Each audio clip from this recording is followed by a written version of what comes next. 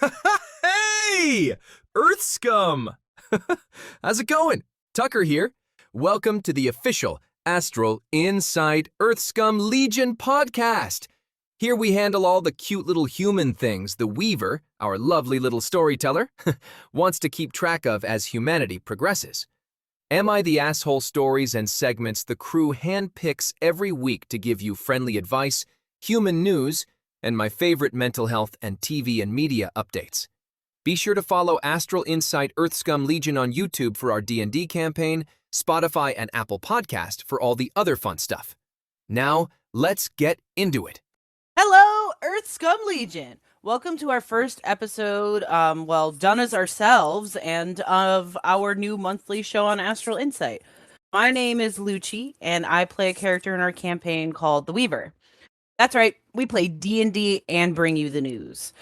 Who better to do so than a group of comical nerds?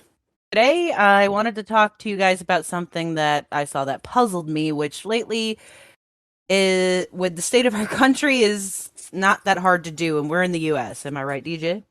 Yeah, hey, listeners, DJ. Yeah, I played the sequel in our campaign we did, and I normally don't get political, but recently I had to because of health care, and we will get into that as well. Now, the first thing we want to talk about is a bill that was it passed? I believe it was. Yeah, okay, so quick was the two cocaine bills in the forward state legislature SB 1668 and HB 1291.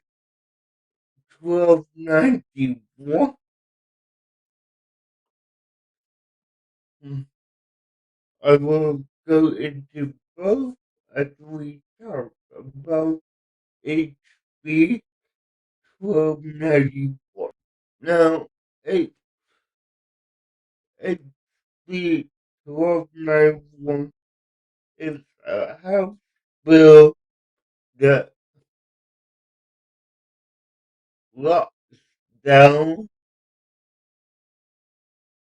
funding, but for what of they funding?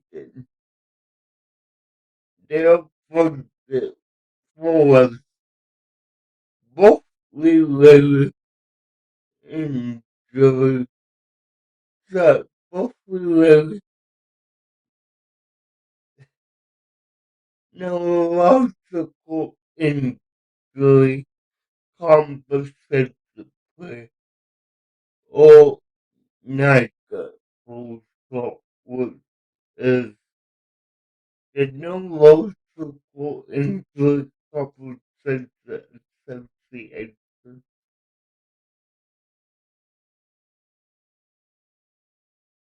Okay. Um, Now I have a few questions about this because it doesn't necessarily affect me personally, but it does affect you, and that obviously it does matter to me. And with your condition, and for those who don't know, DJ has cerebral palsy, so this bill was very important to him. Yep, it's important to me and my family. Uh, I mean, I've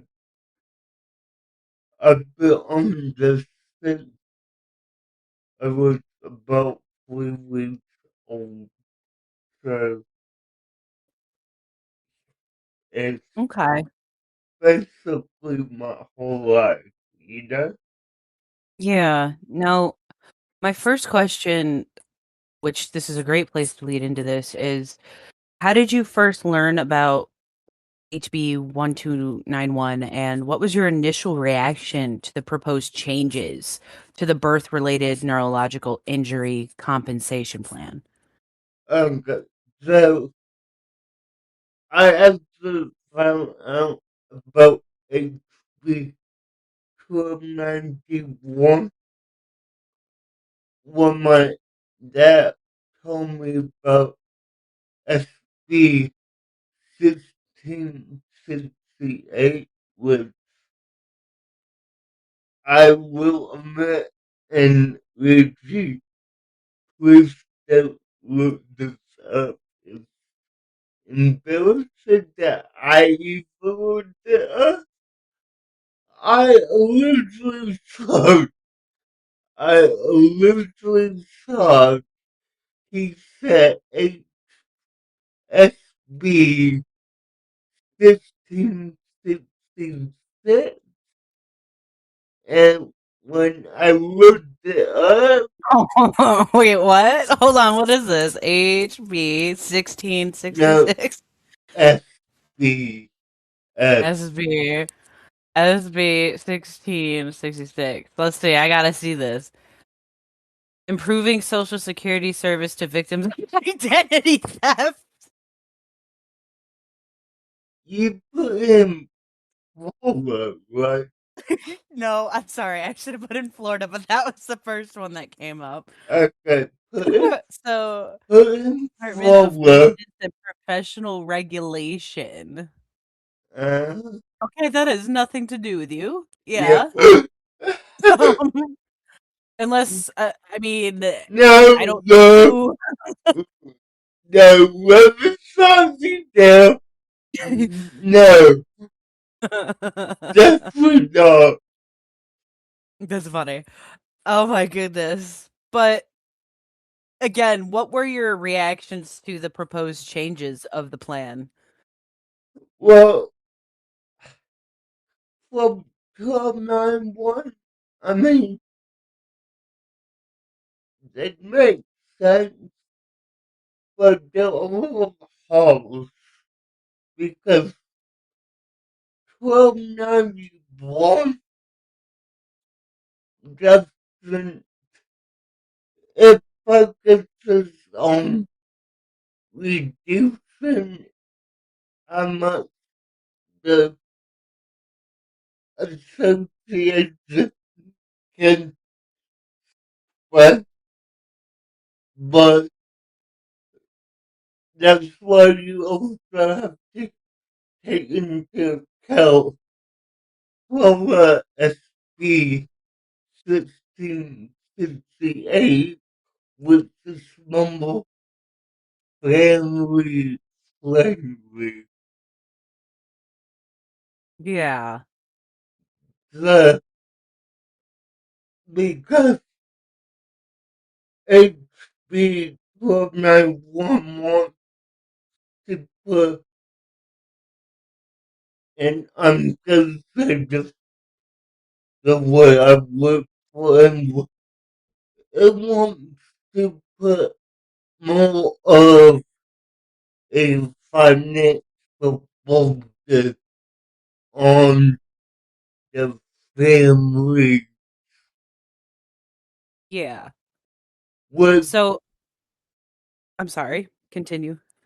with I mean having a child, especially a adult child with that's medically complicated is not easy. Of course not. And I would imagine with bills like this and other forms of legislation that, revolve around medical care like this and even insurance, it must be incredibly difficult for you and your family to constantly wonder, what is and is not going to be approved, maybe even the next year or how many years they do this. But when you heard about this bill or when you hear about bills like this, do you feel seen or overlooked when it comes to these things? Um, both honestly, because if we look at everyday life, the government sees us, but they see us as a number. Hmm. With, I mean,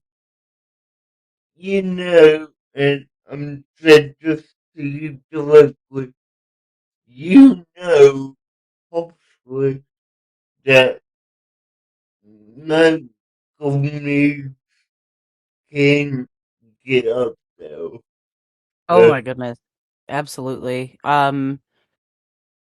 It's especially when my mother had passed a year prior, even just all the struggle we went through with insurance in general and just all around good healthcare when it came to that was it was all incredibly emotionally and physically difficult, not just for us but our mother, obviously. And I felt like a lot of the stuff that I had to watch her go through as a kid when it came to these kinds of things was it was always really rough because a lot of people don't take into account how expensive it is. You're not just sick, you are also an expense in that way to like the government. You know what I mean? yeah, So you're not just another person, you're somebody that requires them to need to have to vote on said funding for things like this. And sometimes I feel like for you, even, it would be incredibly emotionally taxing to be reminded of that, having to watch these things and go through them.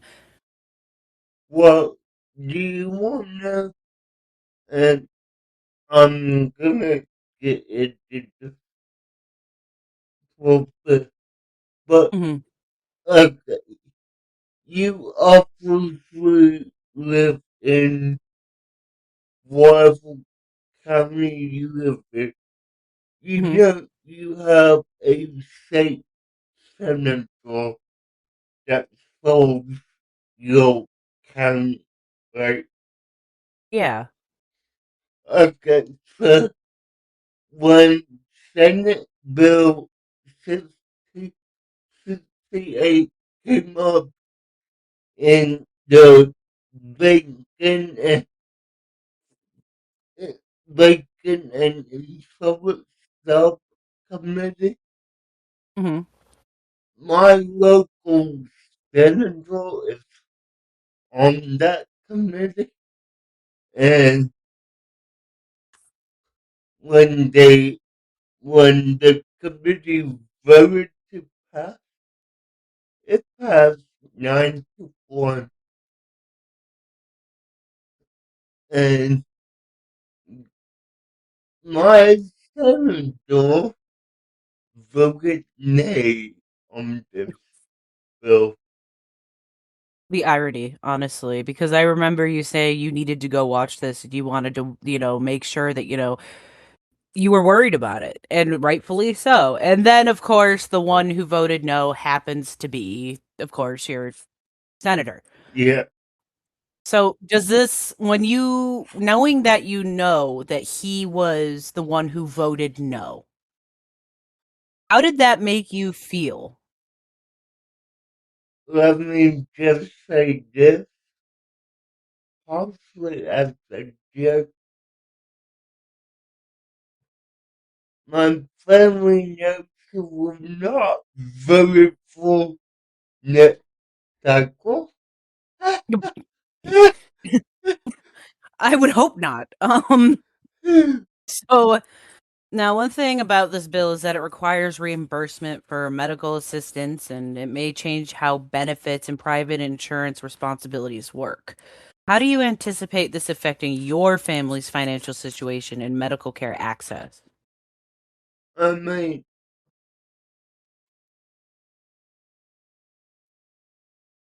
NICA is not our primary go-to except when we use if we need it.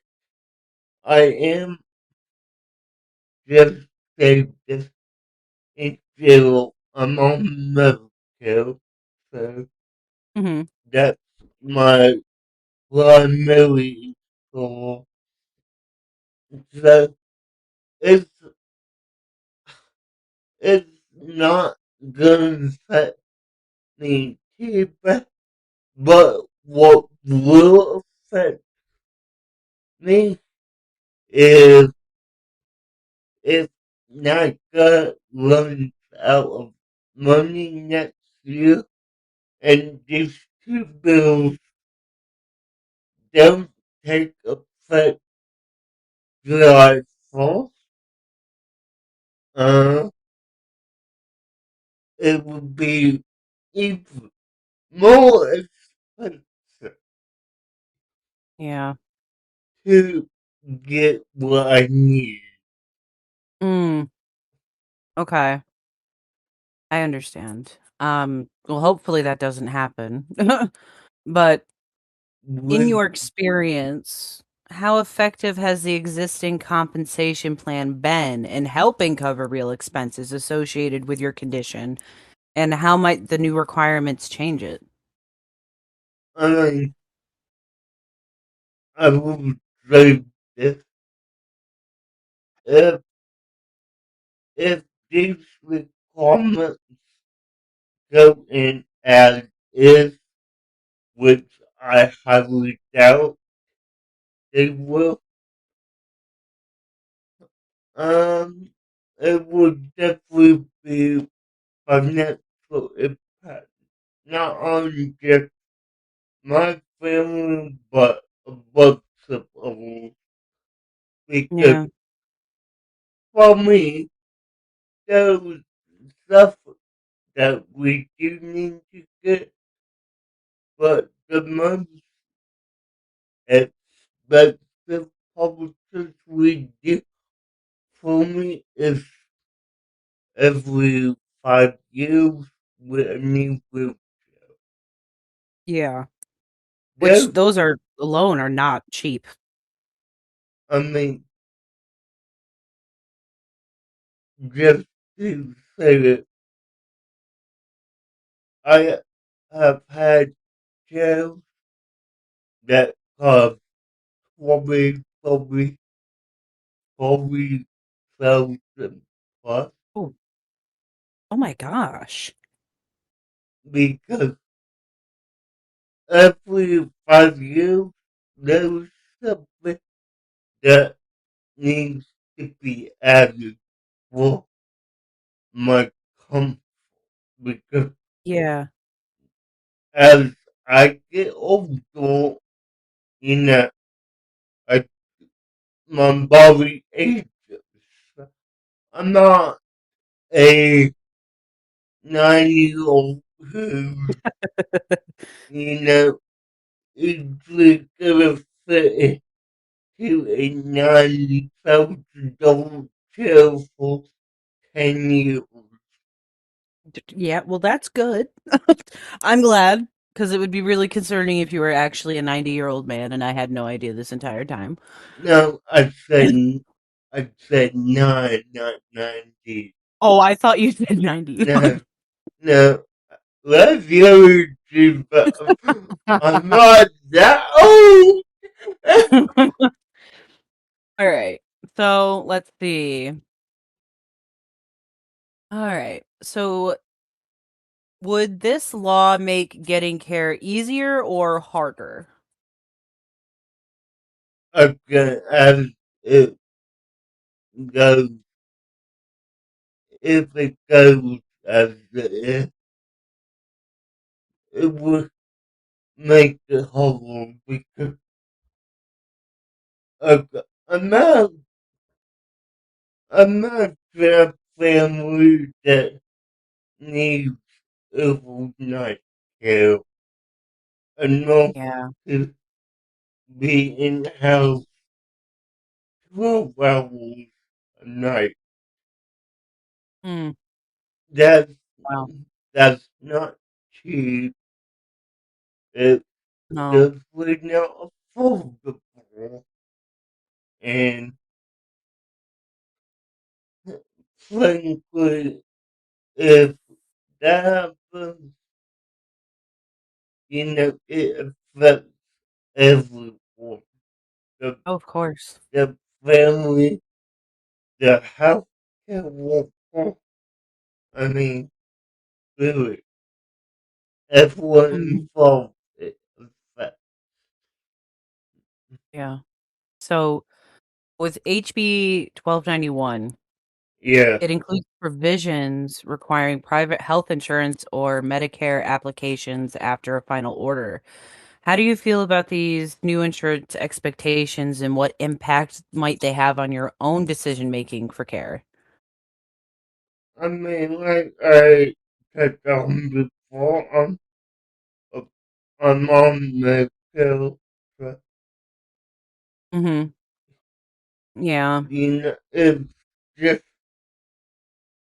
it's not gonna have a major impact on me, but other families who might not be able to get state or federal Medicare, Mhm. it would be helpful because at that point, NICA would not kick in for what I know. Yeah. I guess that's a Mm. good lead into this question here. HB 1291 also adjusts definitions and claim requirements. Do you have concerns about how these legal changes could affect a family's ability that isn't your family to file claims or receive timely compensation? Well, okay, I'm gonna say this one. If NICA stops taking claims and they have to please on claims, the healthcare system as a whole is gonna be wrecked. Yeah. Because if the thing NICA prevents medical malpractice lawsuits, if claims can't be made, families regain the ability to take doctors and hospitals to court. Mm. So imagine one hospital being sued by, let's just say, five separate families, and either as a class action or individually. Mm. That Okay. that would cause the hospital potentially hundreds of thousands, even millions of dollars to settle Mm. because, of course, this child needs to be taken care of. uh, Yeah. So, how much time do you spend already fighting insurance?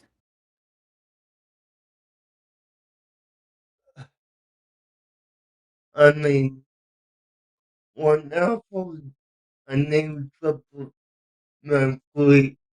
is a fight, I mean, because the last fight I had was almost a year ago, and it was about the wheelchair. Oh, Yeah, of so, course, because they're not going to want to pay for it. well, because the, okay, the initial company we went with didn't accept Medicare because that company was delinquent with medical, Mm. so we had to go. We had to go around, and we eventually got the solution of the person who helped us design the chip took it to a third party contractor. They went with, I'm so familiar with Buffalo, right? Yep. Oh, Yeah, for sure. The commercials on TV all the time. yeah. So Buffalo built my chip for me. That's really cool. Yeah. So, would you say that this bill gives you more control over your life or less? If it goes the way the house want it, probably less. Oh, But we would need to see a practical standpoint mm, because if the thing I'm having a time, my my hobbies consist of being active online. If we're paying thousands of dollars in medical necessities, what do you think happens at that point? sure. Oh, yes, my child's lovely artwork on the wall. Uh, Um, mm, let's see. Mm, what do you think lawmakers get wrong about living with cerebral palsy? okay, so lawmakers tend to deal us with not just cerebral palsy, but any disability in of our lives. For example, you know, some states will meet all the time and not able to talk. But coincidentally, you know, they hear us speak up and they think of, of shit. I'm wrong about that. I mean, okay, I will say this, and if any four state legislature is listening to this, hello, okay, DJ, you got my dad's email.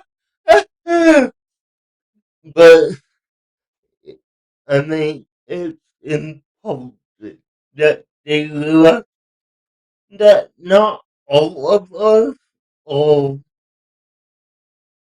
quote unquote sacks of potatoes.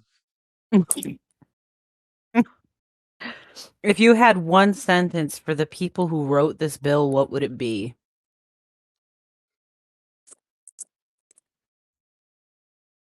Talk to your constituents and actually see what their everyday life is like. I like Be- that.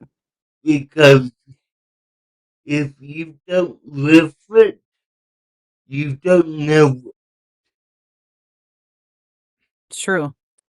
And lastly, do you have any advice for any kids or families out there who go through the heavy political medical changes that you also have to go through? Advocate because and don't be afraid to contact your local government representative and let them know what your everyday is.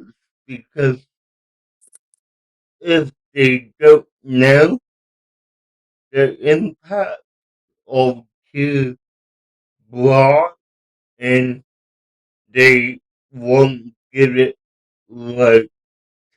Mhm. I have to agree. Well said. Um those are all of the questions I have for DJ on this matter, but if you guys want more information about this bill and who it really affects, we're going to leave the links to this bill and the other one we're talking about as well because they kind of go hand in hand. Yep. They do. And not the comments, but in the description or whatever of the video. And now we're going to get into two Am I the Asshole stories. So let's get our transition. Okay.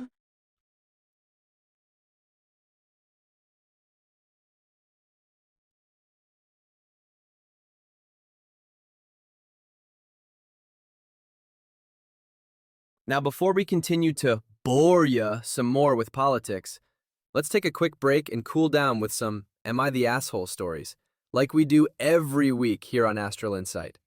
As promised, we delivered. Here are this week's first two stories. Editor, take it away. Okay. Story number one. Am I the asshole for telling my sister-in-law, fat, autistic, vegan, wearing white, that giving birth over my wedding cake ruined my wedding? Shitpost. Sorry for grammar mistakes, English is my 7th language. Anyway, Saturday my hubby and I were getting married, and my sister-in-law showed up in white. I did have a backup dress just in case because she always do this, but she had grown 3 more sizes since last week. No, it wouldn't fit. Anyway, other than her autistic screaming, the wedding itself went great. Here's where the problem came up. During the reception, when hubby and I were doing our first dance, the bitch gave birth to twins over my wedding cake. She had to have done it quickly because I saw her drinking wine a minute prior. Anyway, here's where I might be the asshole. I very calmly told her that she had ruined my wedding with this little attention-seeking stunt.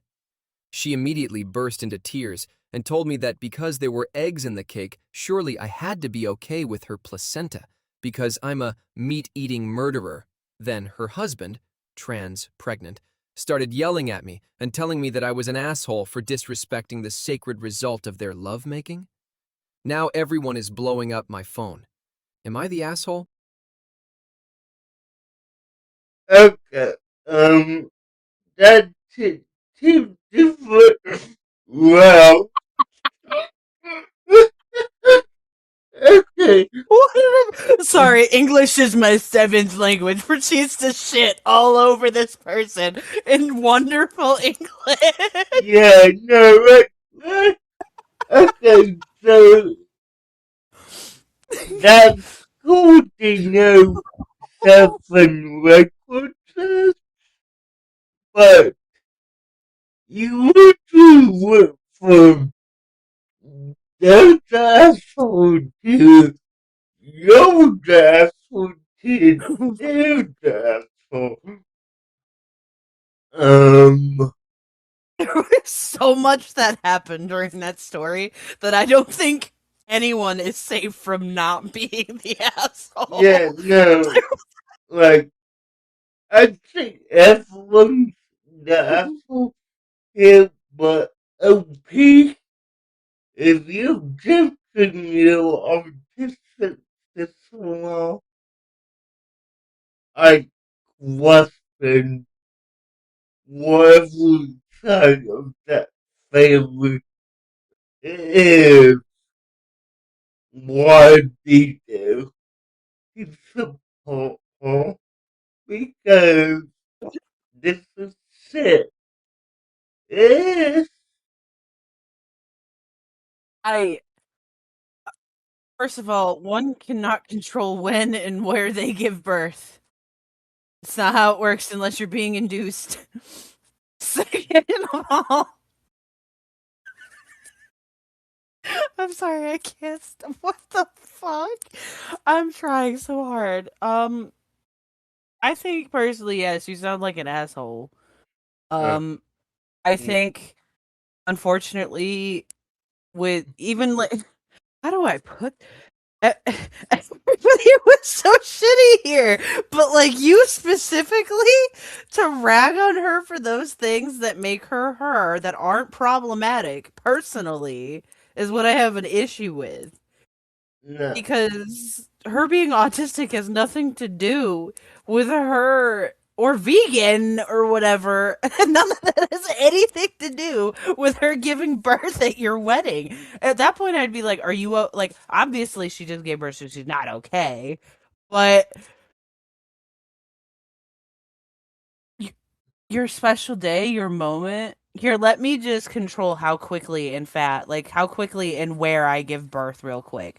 Like, I mean, on top. I hope they don't mean on top of the wedding cake. I'm hoping that they mean like during cutting the cake because Yeah, that's crazy. yeah, no, that's why I was gonna put up because they literally said, "Oh, the wedding cake." And you know what? Maybe that is how she meant it because she does say in the story too that, oh, well, what's the big deal about, getting placenta in the cake if there's already eggs in your cake, which obviously is not the appropriate response to that, first No, of all. But no. second of all, how did she get on top of the cake? I don't understand what's happening. This whole story makes no sense. Please tell me this was just rage bait, because I can't believe this was real. There's no way. Yeah, I have no clue. What the Like, hell? okay, so on that, Story two. on that story is separated to two parts. Yeah, there was a The lot. what? I said there was a lot for that one. Okay, Because it came from like another Reddit post. He like tried to condense it. okay. Let's get into story two, part one. Am I the asshole for not letting my girlfriend, 20, have a movie night with our colleague male, 40? Recap. Hi, I think I am going insane over this, and I want to hear what Am I the asshole thinks about this. Me, male, 21, and my girlfriend, 20, have been together since I was 16 and she 15, and we have been inseparable since then. Well, until now. We work at the same company and have done so for about 2 years now. We even work in the same section. So lately, she have been getting closer to our colleague male, 40, and I have not seen a problem with this since he's 40. But recently, they have wanted to hang out after work, separately from me and our other friends. Things they do is just go for a walk, run or hikes, which normally take around 40 minutes to an hour, which is normal, I guess. But now my girlfriend wants to have a movie night at his house, and they are going to watch the latest Fast and Furious movie. I asked to join, but they need to be alone because they are going to talk about friends stuff. She said they were like best girlfriends. At first I thought, okay, that's fine, I guess, because again, he's 40. But now, after the fact, I'm starting to worry that they are getting a little too close. A little bit. Am I going crazy, or is this something male and girlfriends do normally? I don't really have any experience in just that, cause I don't really have any girlfriends that I am that close with, except my girlfriend.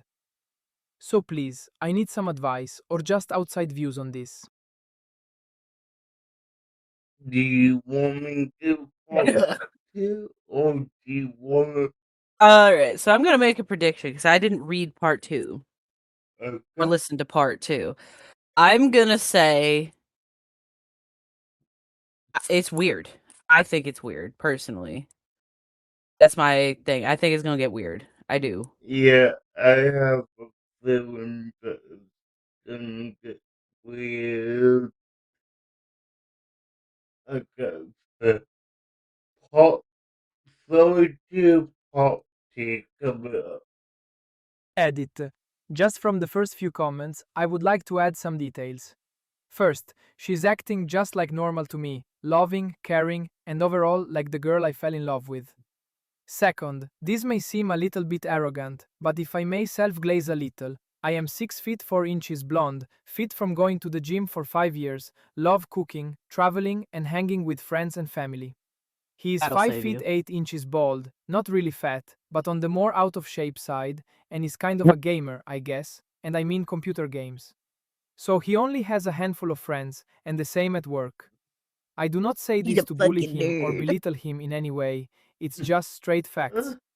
Third, my girlfriend said that after meeting some of his friends at a local get-together here, she said it felt weird being so much younger than everyone at that specific table that she just kept it short when she said hi to them. Final. So if you put all this together, I can't see any reason to why I should have been suspicious earlier. Update. Thanks for all the comments and DMS. There is no way I can answer all of them, so I will try to make an update now as I feel almost responsible to do it for the big response from the community. She actually went through with it. Earlier today, we sat down to discuss just how I felt about this whole thing, and that it is weird for her to go alone home to him as he is effing 40. I was very clear about my opinion about being excluded from this whole thing, and that it is not alright for me to feel like I am third wheeling my own relationship. Her answer: I did not take you for such an insecure man after 5 years together. Honestly, this kinda broke me. How is it okay for her to just set my feelings aside with a comment like that? I must admit, I am absolutely not the best with expressing my feelings in this kind of way, and it feels very uncomfortable for me to open up like that to someone, even if we have been together for years, and I can kinda see why when that was her response. After that one little comment, it really sank in that she actually don't care about me anymore. The rest of the conversation went downhill from there on. I started to accuse her for cheating. She started throwing a effing fit about how dared I accuse her of things like that after 5 years together. How didn't I trust her? After about 20 minutes of this, I was honestly broken down. So I just walked out, didn't say anything, just walked. I was out for about 30 minutes, just to try and clear my head from this whole conversation. When I came back, she was waiting for me with just one question. Do you think I have cheated on you? I said yes, I really do. And then I think I did something stupid. I showed her my first post to get my point across even more, that the things I'm feeling and thinking about is the all-around opinion in the comments. She was stunned and silent for a bit, and I think she actually kinda saw why I felt the way I did. Her response after that? I must go. The 40-year-old is waiting to start the movie, and I think we should have a small break from each other. She went. She fucking went to him after our fight. What did he do? I went to my father at his work and actually cried in his arms for the first time in probably 15 years. And now I'm at home in bed and have talked to my landlord, and she's very understanding, and she said that I can take my name from the lease anytime I want. What now? Aw. I'm in my bed feeling totally empty, numb, sick, furious. And to be honest, I went kinda off the hook when I came back from my dad. I threw some shit on the floor, actually cut the networking cable in the wall, as she's maintaining a blog that she's very passionate about. I won't link it, so don't even ask, as I don't want to give that POS more activity on it. This update went probably just the way people expected it to do, so I hope people is happy my relationship is probably 100% over to spare me in the future. But please, how can I come out on top on this? I have to see both on Monday when we get to work? I don't think I can handle this, so please, advice is more than welcome. I might do another update later on if I can mentally go through this again. As per now, I literally can't handle it. I am mentally breaking down as I am writing this. Huh. That's a lot. um, That's a Okay. lot. Uh, Uh, okay. So if I guess one thing I need to ask at that point, or one thing I really like, I want to know if this older guy, I want to know if, like, in a sense, he's grooming her. Because it sounds like maybe she might have had some insecurities with the relationship or something. Maybe something was missing. Maybe they connected on something and that was his window. So this 40-year-old's making me really uncomfortable. Like, that. I'm not saying she's not at fault because regardless, she's, I think they said 21. Um, 20. oh, The well, either the way, fourth was 21. it's so weird. Like, I mean, I'm gonna say this, and we both agree with it. It's like that 19-year-old that you met on the app. yeah. Yeah, that was interesting. That was wild. Long story short, listeners, we met a 19-year-old who was dating somebody in like his 50s, and that was crazy. But or like he was 49, 50, something like that. And it was I felt very passionately about that because she was so young. But it's kind of like this story in a way where, like, I'm worried about her, but at the same time, she's an adult and she's gonna do what she's gonna do. And Mm, if you made note that you were super uncomfortable and did not like that situation, and she still went and did it anyway, she does not give a rat's ass about what you think. no, And something's up. yeah, I don't believe she's not cheating. I don't. yeah, no, I agree. I, I highly agree, and I think any advice we could really give is just either if it makes you that uncomfortable and they start making an issue out of it, I think you might want to look for a new job or report them to HR, something, because that's crazy. yeah, But good God, that one was okay. Both of them were very radical for different reasons, but yeah. So I guess now, after we've gotten through those two very chaotic stories, I'm gonna say hello again. And I'm Luci, and I'm with Astral Insight, part of our little Earth Scum Legion here. And the one thing, at first, I was going to talk about something political today that involved a lot of the protests and stuff. But then I saw something that caught my attention. mm-hmm, I did not know this was a thing. And I guess it's been around since December 10th of last year. But apparently, I'm trying to reassure myself again that we're not in a cartoon or some crazy reality show, but we don't know that anymore, right? yeah, Uh, no, well, and I don't know about that anymore because for a small down payment of $1 million, our citizenship can now be bought like fast food in the drive-through. With a down and then with a down payment of $15,000, of course, for fees before you pay that initial $1 million, you could apply for your Trump card. Your Trump Gold card, which, by the way, Platinum is coming soon. I don't understand that or what the difference would be, but it's expensive to fill those busting dress shoes and tailor. All right, I'm sorry. I gotta restart. I fucked up. Ah, yeah, you can, damn it. All right. Uh, Now back into the realm of politics. Again, my name is Luci. I'm with Astral Insight, our Earth System Legion. And I wanted to talk to you guys about something that I saw that puzzled me, which lately, again, with the state of a country, not hard to do. And I'm constantly trying to reassure myself that we don't live in a cartoon or worse, a reality TV show, but we don't, right? Well, I don't know about that anymore, folks, because for a small down payment of $15,000, you can apply for your $1 million gold Trump card. That's right. Our citizenship can now be bought despite them having issues with it, immigration, whatnot to begin with, like we're fast food in a drive through. Got to make sure the orange dictator has all his Mac Daddies he can eat. You feel me? It's expensive to fill those busting shoes and tailored curtains he calls pants. Someone's got to do it. So why not you? Your donation to become a U.S. citizen could help fuel corporate America and our dictator's wallet with the extra cash for his last meal in prison.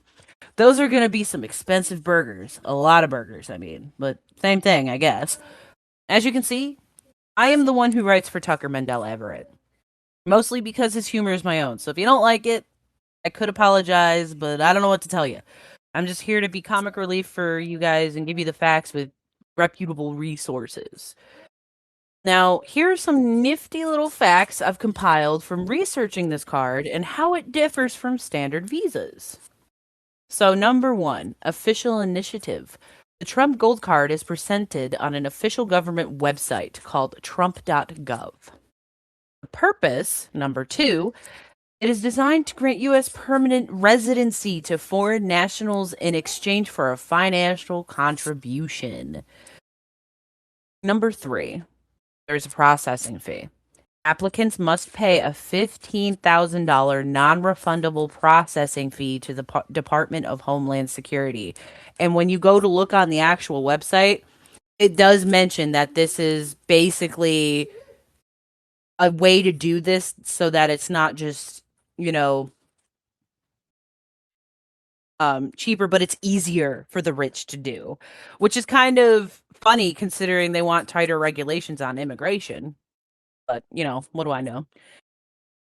Just a naturally born U.S. citizen who didn't have to pay 15,000 plus a million. Number 4, contribution amount. After vetting, individuals must provide a $1 million contribution, again, to the U.S. government to receive this card. The residency pathway. Successful applicants, this is number 5, receive lawful permanent resident status, similar to a green card, often classified under EB1 or EB2 visa categories. Family members.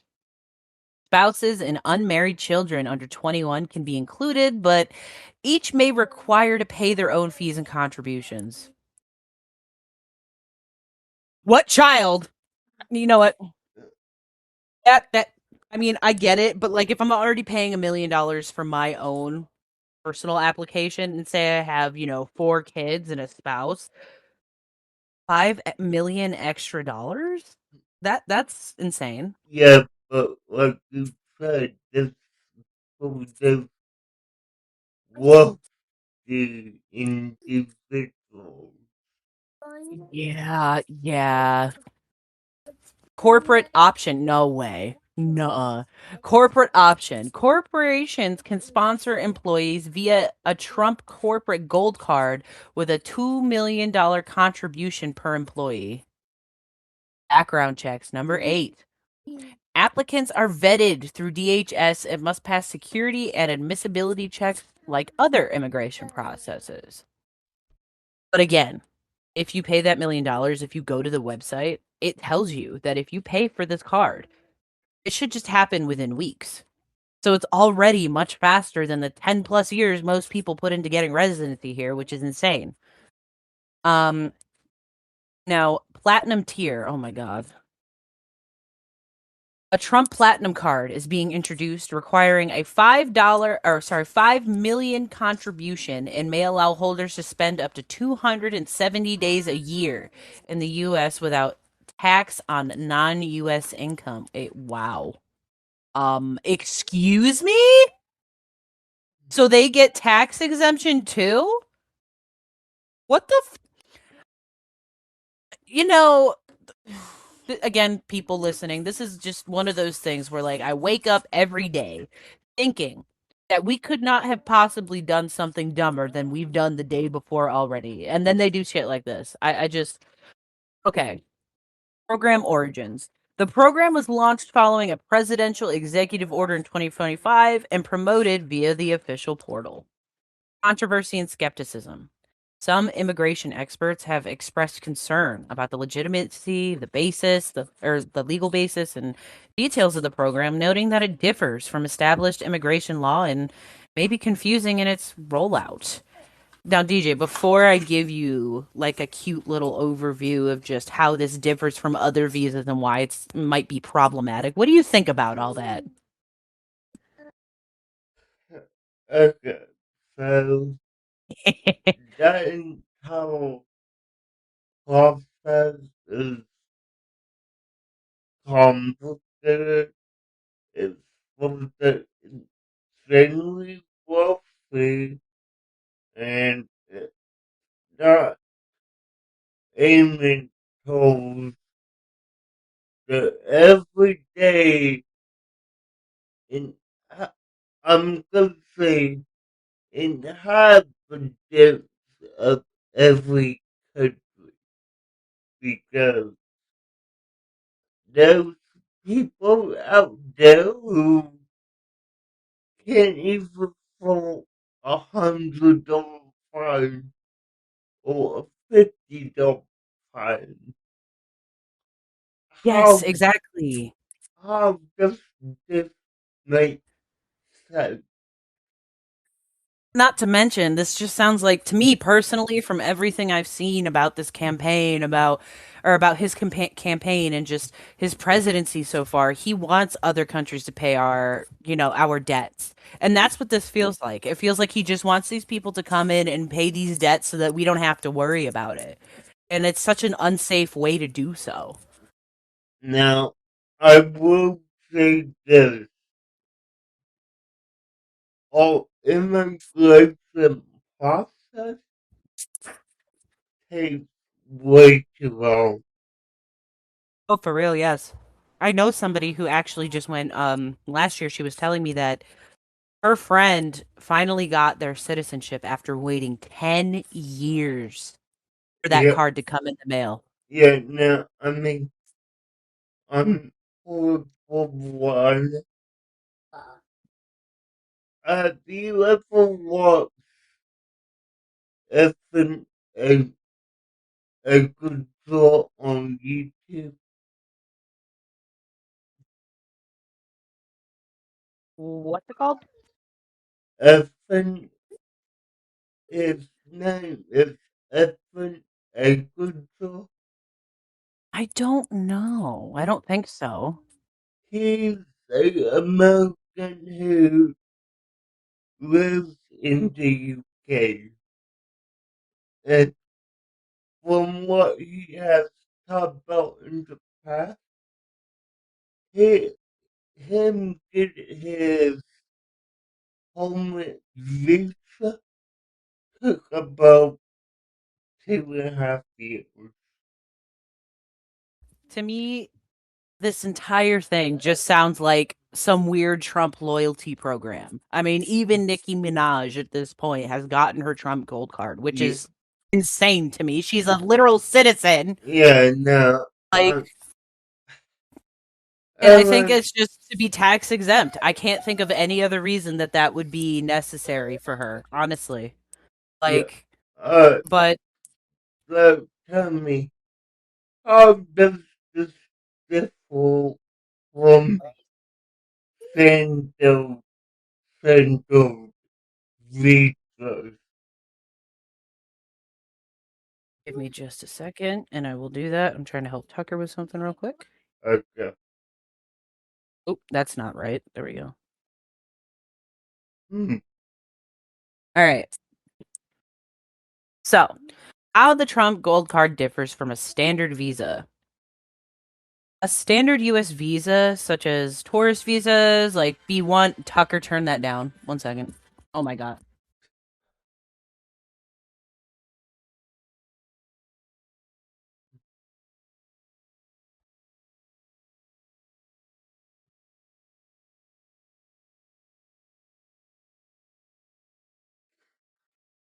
All right. So a standard US visa, such as tourist visas like B1, B2, or employment visas like H1B, they typically require specific eligibility criteria based on travel purpose, employment sponsorship, or even family relationships, and follows established immigration law codified by Congress.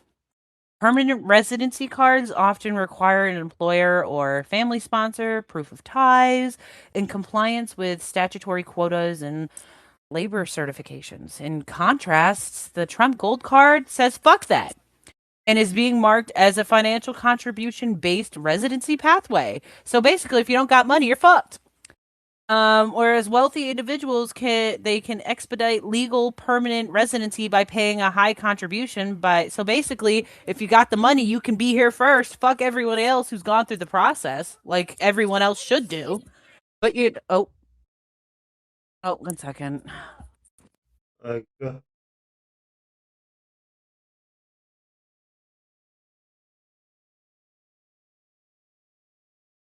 He's very upset. Hold on. He's very upset because my phone died. So he's grieving the loss of my phone yeah. for just a few seconds. Tucker, you're gonna be fine. Give me a second. Mm. Dang it. Dang it, Bobby. You're gonna be fine. You You gotta it up wait. for See, yourself. exactly, DJ. Mm. You gotta wait. You gotta give it a second. All right, so I'm gonna have to re-say that whole part because he just messed it up. Okay. But ah, but I'm gonna give it a few minutes anyway because I'm gonna take a second. Yeah, But yeah, let's that take is the a Trump moment. Gold Card. Yeah, no, I mean, uh, it sucks. It does. I just don't understand it. Hmm. Hold on, Tucky. Mommy's gonna check to see if Daddy messaged her really quick because I don't want to have accidentally missed that. Yeah.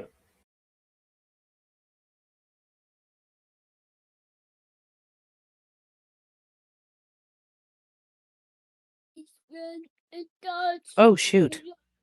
What? Hey, lovely. So Gavin's still feeling sick. Just gotta keep him till he's 100%. COVID is still going on here, sadly. And I'd rather not get you or the baby sick. If you want to FaceTime, we definitely can. I want to talk to you about this iPhone 11. I think it is that Gavin showed up with here from your house. Oh, I did not give it to him.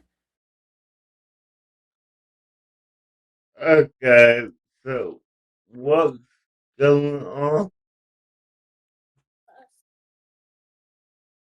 I will put this out. So what's going on?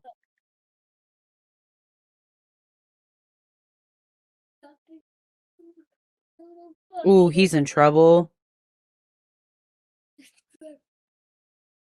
Uh-oh. What? But overall, I hope more than that, he is getting healthier.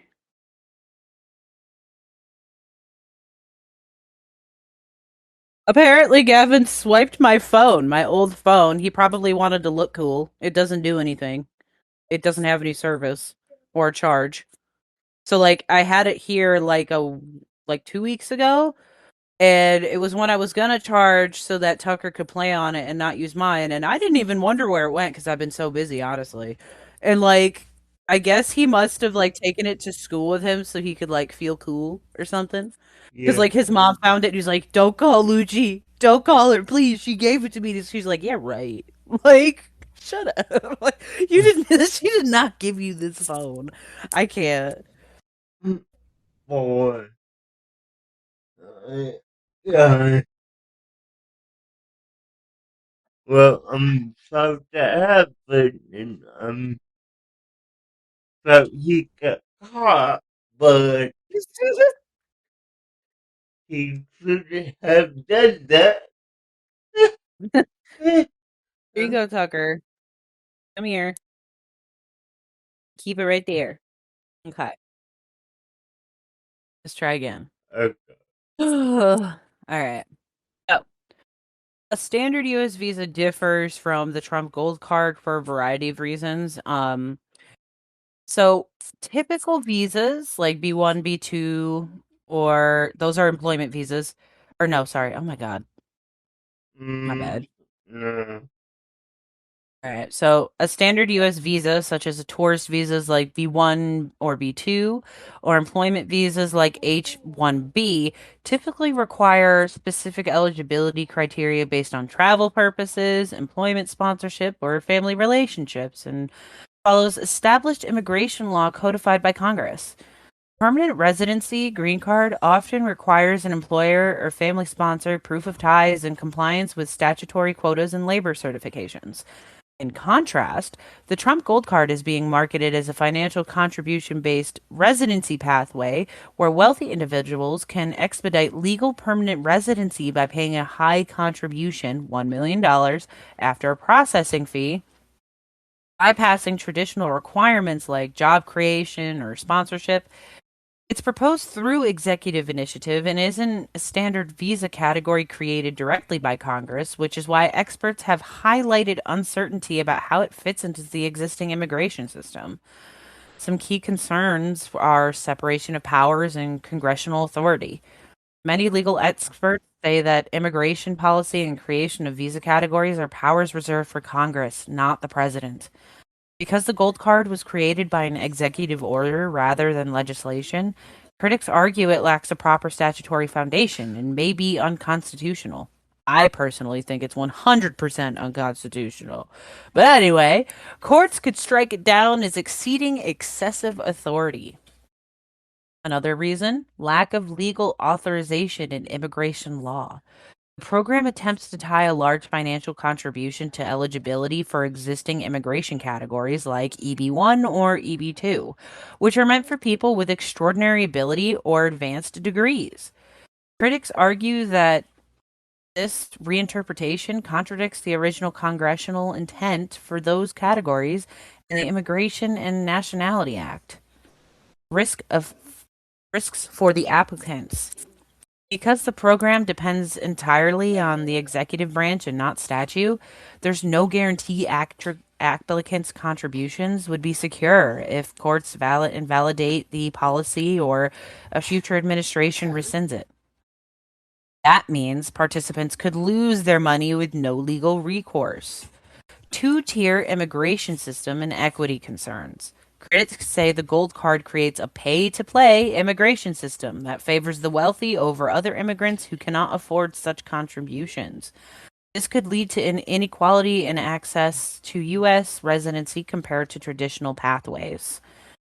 Some experts call the official website and rollout amateurish or unclear, noting it doesn't fit how the U.S. typically processes visas through UCIS, and they worry it might confuse or mislead applicants.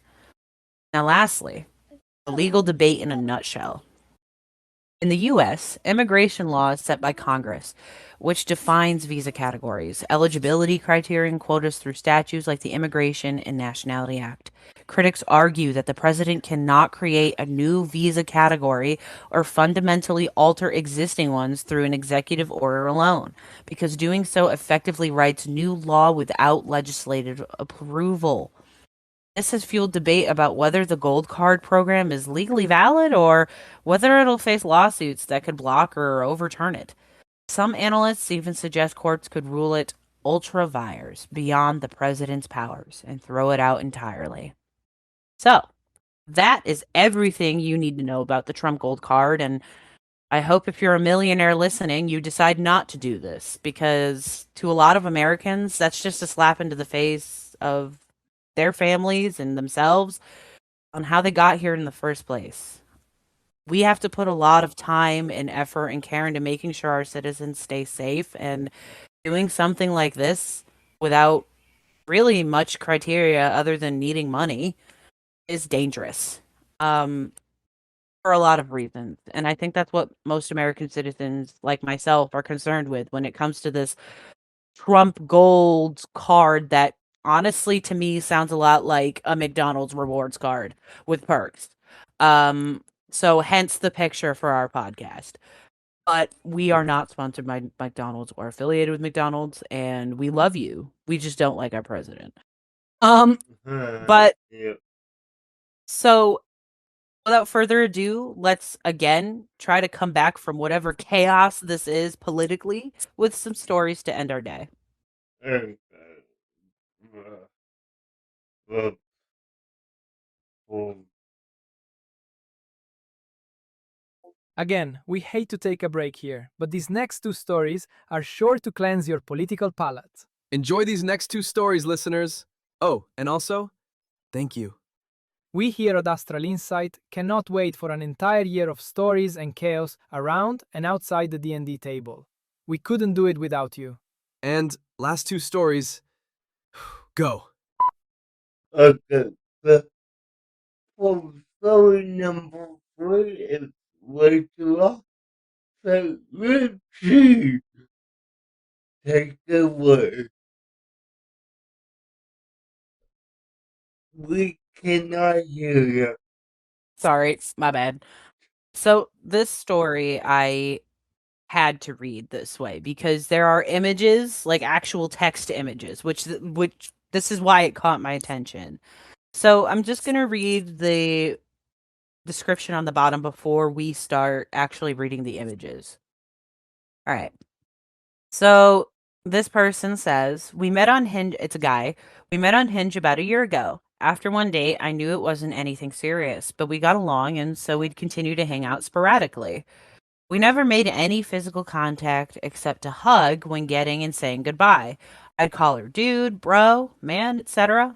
I even went so far as to ask her one time if I could talk to her about girls because we're friends, and she gave me the all clear. I'm not sure how my intentions weren't clear. She turned pretty quickly once I laid out that we were just friends, and I guess we're not friends anymore. I'm going to read these. All right. So basically, he says, he says good morning or whatever. They were talking, and it says, I was up basically all night, though. I'm dragging these nuts across your face. I'm reading Again, these we messages hate to take a again. break here, but Sorry, that was Manta. Scared me. No, I was trying to move my mouth and I You're okay. quit. Continue, please. All right. So I'm reading what the messages say. So if I say anything weird, just know that I'm just reading what's here. All right. So it says, I was basically up all night, though. I'm dragging these nuts across your face. He's making a joke. And she says, ah ha ha, no, why were you up all night? And he goes, I was with a girl. And she reacted to this iMessage with the little exclamation points. And she just sends a very awkward face. And she goes, I don't want to know, but I hope it was fun. Haha, it was fun, but I didn't sleep. She goes, nice. Can I ask you a question that I don't know how to ask? And he says, yes. And she goes, was it a romantic hangout? And he goes, it was, yes. We made out. And she goes, oof, okay. I know we've never made out, but this is strange for me. I've had kind of romantic feelings for you, I guess. But I'm the one who asked, so my bad. I'm going to exit now. And she sends that gif of Homer Simpson going into the bushes. And she says, sorry if I ever read anything wrong. And he goes, oh, fuck. Oh, no, I'm sorry. I'm so sorry. I do care about you. I always thought we were just friends. And she says, it's okay. And he says, well, it's kind of rude of me. I'm sorry for bringing it up. And she says, no need to apologize. I wouldn't have invited you to my sister's wedding if I'd known the feeling wasn't mutual. I guess I should have brought it up beforehand, but that's on me. Have a wonderful day. Is there something? And then it's silent for a bit. And this is where it gets weird. She goes, hours later, she goes, is there something about me that makes me better just as a friend? Like, what quality about me is just a friend material? Like, what is it? And he says, there's not something about you that makes you just a friend. I just thought we were friends. I enjoy your company. I think you're really funny. So I want to spend time with you, but we've never had anything beyond that. You've never once said anything beyond being my friend. You introduced me to everyone in blank as your friend, as you made me a friendship bracelet, or you made me a friendship bracelet. I asked you if I could. I guess they continue arguing, and he just goes on to the next message, but it says, I mean, we met on a dating app, so I kind of always thought there was some sort of underlying intention between each other, and that maybe we were just too pussy to do anything about it. But like I said, it's on me for not clarifying. What was I supposed to introduce you as? This is blank. I've secretly thought about making a move on him every time we've hung out, but I'm too afraid. It's a relationship not built on friendship. I don't treat my friends the way I've treated you, but again, that's on me and a decision I made. And yes, I did say that, and kind of hurt me when I did because I thought you kind of liked me at least a little bit, and I didn't know what to say because then that makes me the weird girl who has a crush on her friend. I don't think be oh god, I don't think be your friend and have you talk to me about other girls. And I frank What the hell? Sorry, I'm trying to read what she wrote and it's a little messed up. But it says, I don't think be your friend and you have to talk to me about other girls. And I frankly would be jealous for you to be in a relationship. Oh my God, this girl. I don't jealous for you to be in a relationship. So I'm going to cut this off right here so you can go on and do you. And I'm sorry that I did not clarify this earlier. Thought we were too pussy to do anything about it. Now that I say it out loud, I get you were never into me and I'm actually blank. And this is a one-sided thing I made in my mind and I am sorry I didn't that get that and I do totally get that it's something I made up in my head. Good night. I'm really going to miss you a lot. Blank. Good luck. You aren't the first, and then he says, you aren't the first friend I've made on Hinge. Yes, it's a dating app, but you're not limited to dating someone or never speaking to them ever again. I don't treat you any differently than I do treat blank, than I do blank. I treat you like my friend. If you don't want me to talk to you about girls, why didn't you say something? I was literally asking if that was over the line. It was apparently, but you told me it wasn't. I have to go off of what I'm being presented. And he goes, you're not blank. I should have clarified my intentions a long time ago too. I'm not to blame. I am to blame too. I shouldn't have assumed that we were on the same page. I just only got the sense from you that you wanted to be friends. I'm sorry for not picking up on it. I'm sorry. I really hope this isn't goodbye forever. I understand if you don't want to talk to me right now or for the foreseeable future though. I'm going to miss you. She goes, I treat you completely differently than I do my friends.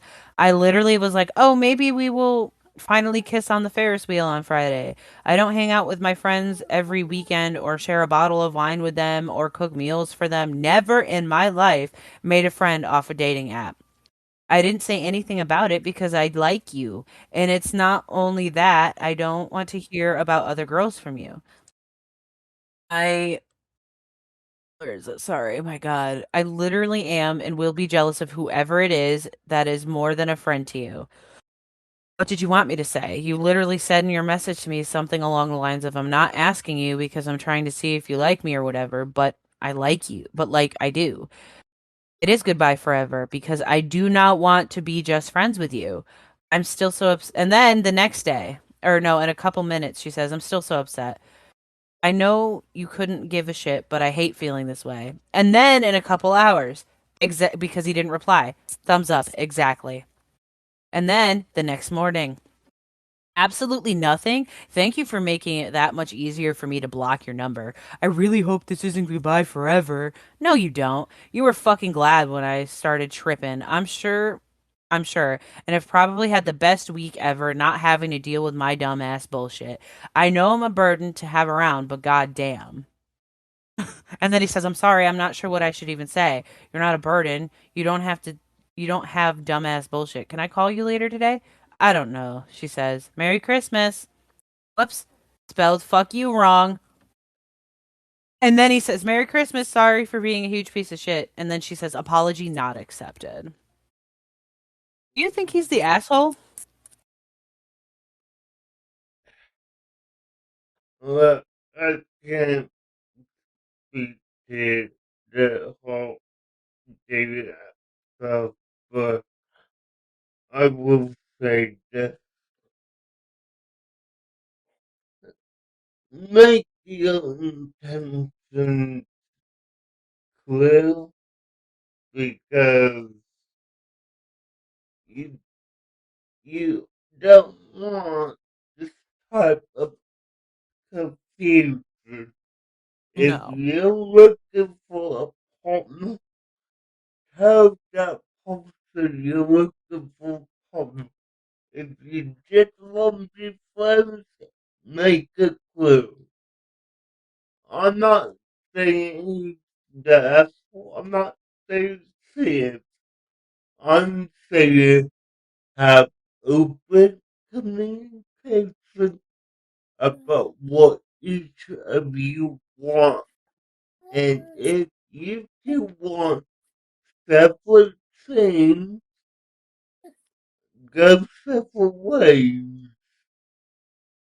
See, and that's what like I feel like she was trying to do, but then for some reason she just kept being really aggressive about it. Like he was fine just, being polite and letting things just go one way. And then she started to antagonize him, and that's where I had the issue Yeah, because there's no reason for that. yeah, no, I mean, like, let me see the record.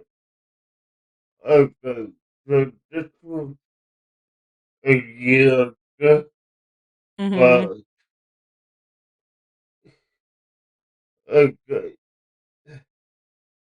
so we don't actually have a solid date until the December 15th.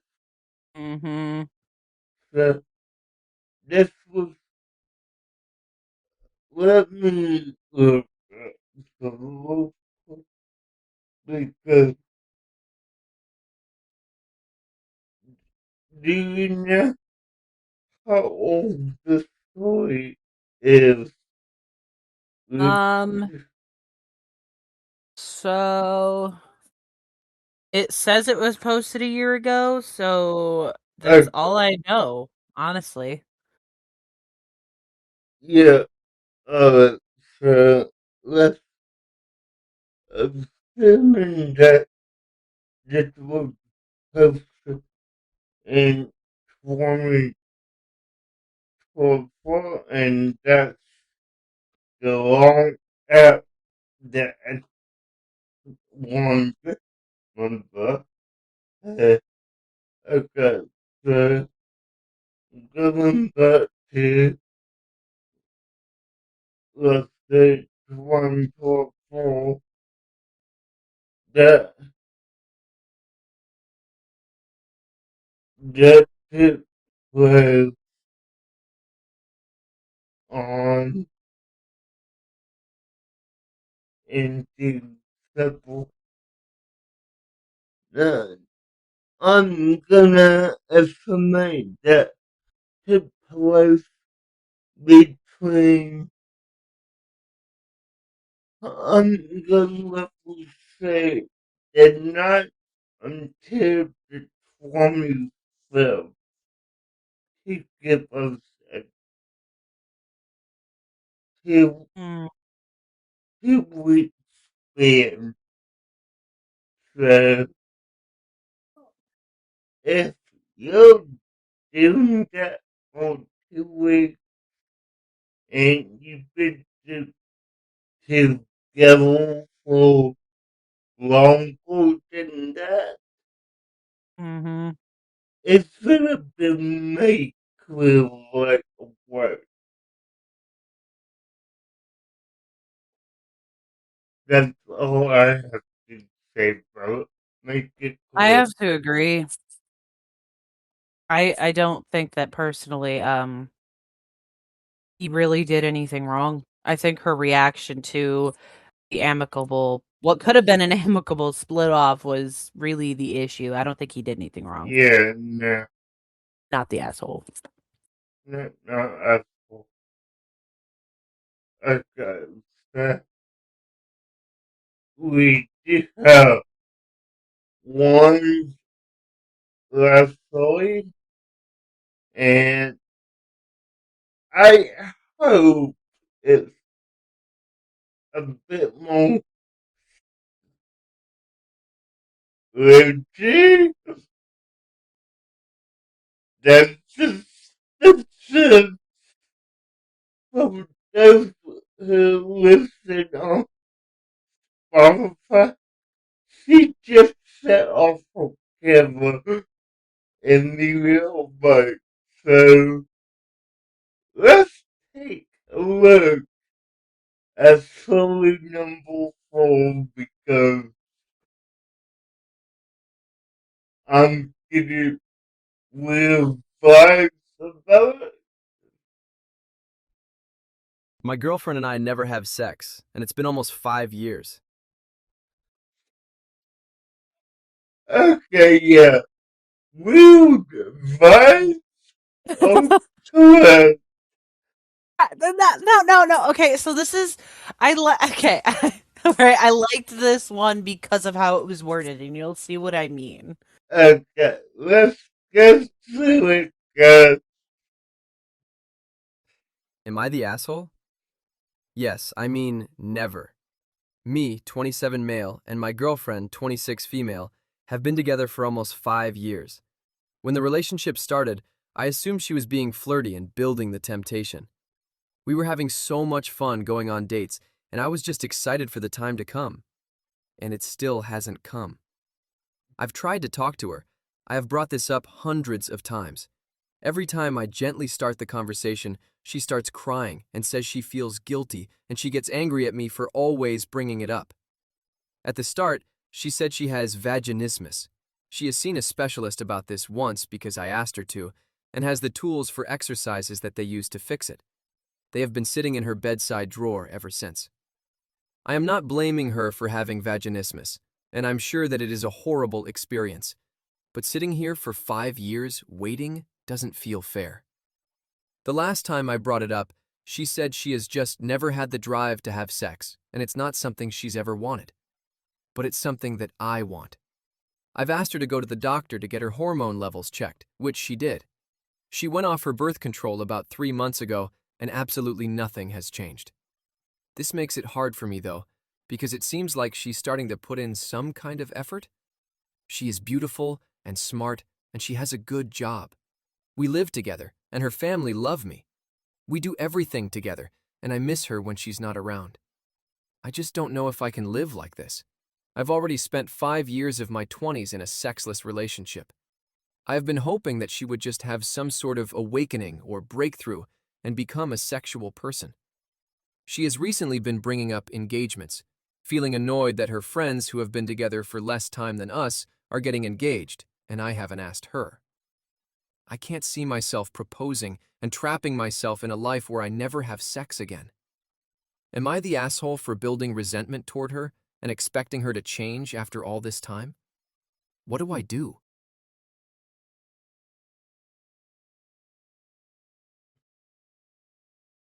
Okay. Then, Okay. So there were a few things. There was only one commenter I saw that said exactly how I felt as well. It was the way he worded it a little more one-sidedly that really got me because he doesn't I understand he doesn't have issues and stuff like that, but I don't think he's asking the right question. I think he's saying because his question is, am I the asshole? Because we haven't had sex in 5 years, and essentially I want it. But I don't think that's the question he should be asking.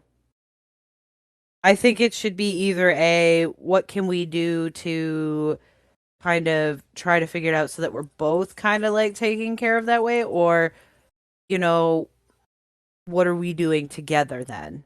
You know what I mean? mm, Because if she's perfectly content with how things are for her and he's not with himself, I feel like the split off should be this is another one, like the split off should be easy, But I feel like the way he's approaching it is very self-centered.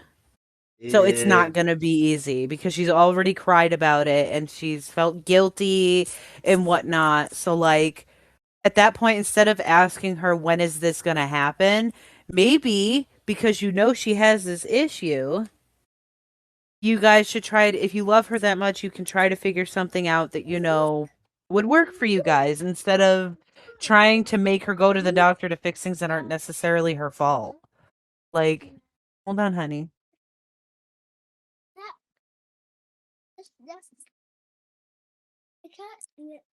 He wants a snack. why do you take that time and we do what? Yeah. No.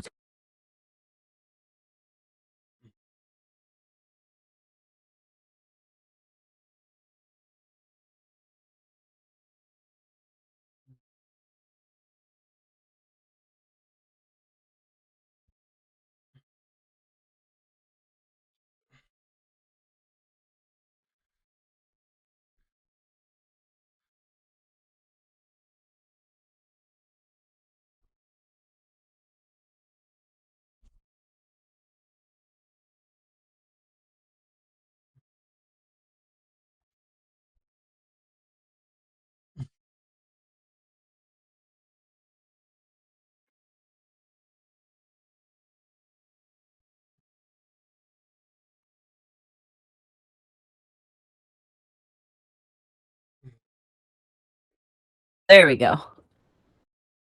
Okay, cool.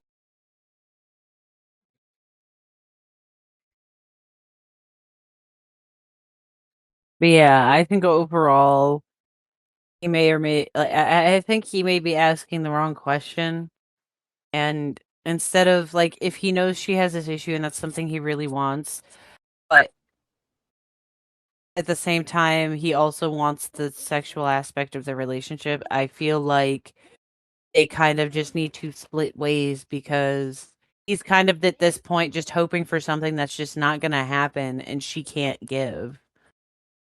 Yeah, no, I highly agree. I mean, definitely things when they should split and not be together on 5 years. Like, come on. If it's not working for them, why that long?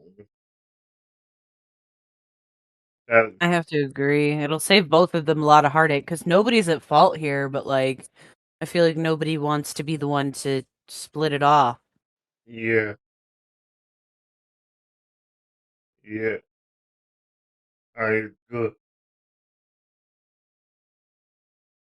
No, I mean, six, now, look at the age at 27, 26. Okay, so you work together since she was 21 at most. Now, the only thing I would even consider is what fully with it, because I know if we was, you know, a, a, a level day saint mumble, they typically wait until they're married and consider that they used to become golfers. Yeah, yeah, you're not even close to that. So, yeah, Yeah, I have to agree. So I don't think anybody here's the asshole. I just think you guys need to split and Oh, you're separate ways. I Find partners that work better. yeah, I agree. All right, DJ, would you like to do the outro?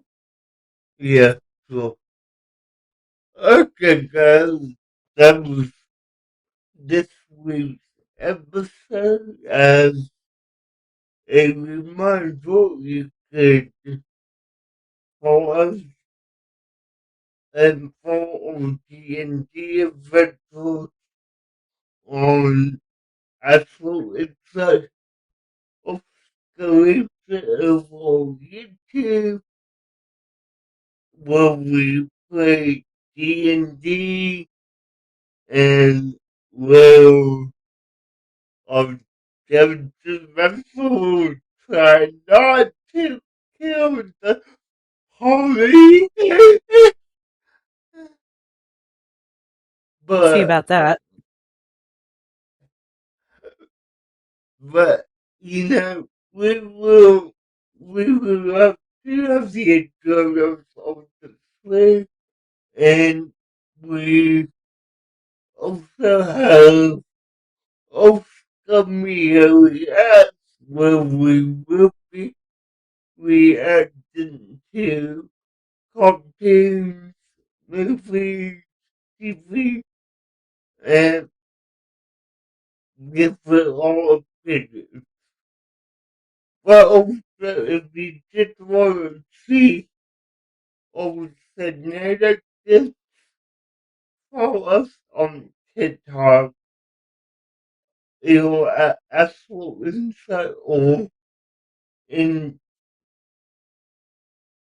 Instagram the Oscar one or DJ come to you, and we can learn every month, and we have a hilarious time.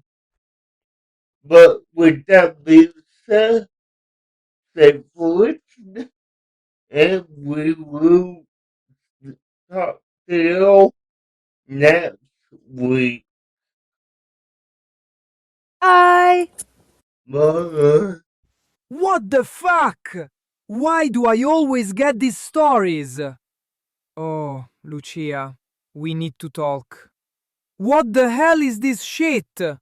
Give me one good reason not to quit this podcast right the fuck now. Shit, Triton, wait. Lucia, run! I mean, that's all, Earthlings. Fuck. I've, gotta go handle this interplanetary war happening behind me now. But don't forget all that cool stuff we mentioned earlier about our channels.